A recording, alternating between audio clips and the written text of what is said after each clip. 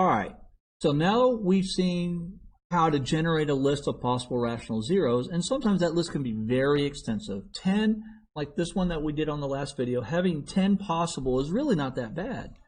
But if you have a list of like 200 or 300, well, that kind of sucks. So we have ways that we can narrow it down, and one of these methods is called Descartes' rule of sign. It comes from René Descartes. He is the same guy that gave us the XY plane, so he's the reason why you'll have to plot all the time. Whenever you plot points, plot graphs, he's the reason why, because he's the one who gave us the XY plane. So here's what Descartes' rule of sign says. All we're going to do is we're going to look at the function and we're going to count the number of times the signs change. So we're going to do this for positive. We're going to count for the positive possible number of zeros. We are going to count all the sign changes of f of x. So I have negative 2x to the fourth plus 13x cubed minus 21x squared plus 2x plus 8. I really don't care about the numbers of the signs. I got to make sure it's in descending order. So 4, 3, 2, 1, 0 for my exponents. And then I'm going to look. I've got a negative to a positive. That's one change. I have a positive to a negative. That's one change. I have a negative to a positive. That's one change. And I have a positive to a positive. That is not a change. Now I just add these up, and I have 3. Now here's the key. 3, and then we're going to subtract 2 until we get down to the number 1 or 0. So 3 or 1 positive, whatever, I can't spell, 3 or 1 positive roots. So I'm guaranteed there's at least one of these positives is going to work. Guaranteed.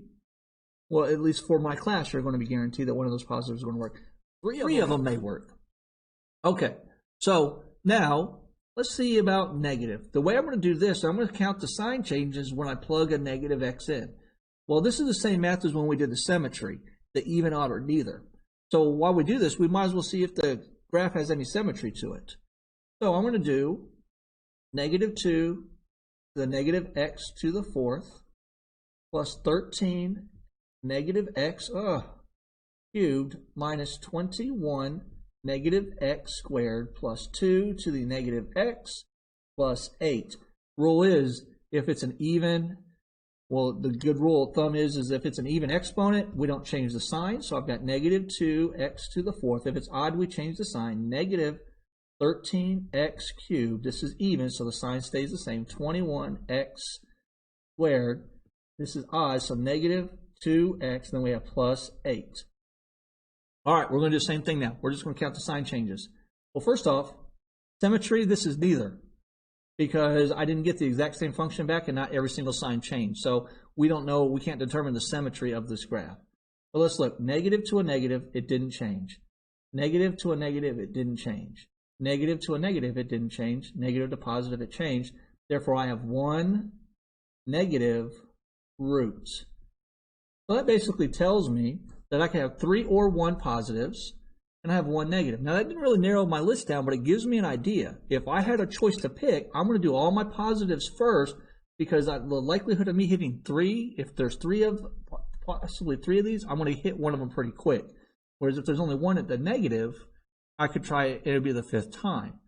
But if 3, the likelihood, I'm going to do the positive first, because the likelihood, because of this 3, of me hitting 1 is going to be higher than if it's a negative. And that's why you use Descartes' rule of sign.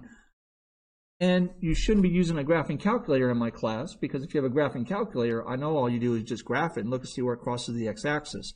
This is when you don't have a graphing calculator, and I'm going to test you over this information, so you need to know how to do it. Hi, I'm Mr. Buzzard, and these videos are supplemental instruction for my students. If you found the video enjoyable, make sure you click the like button and click subscribe, as well as the bell for notifications to receive future videos on high school mathematics.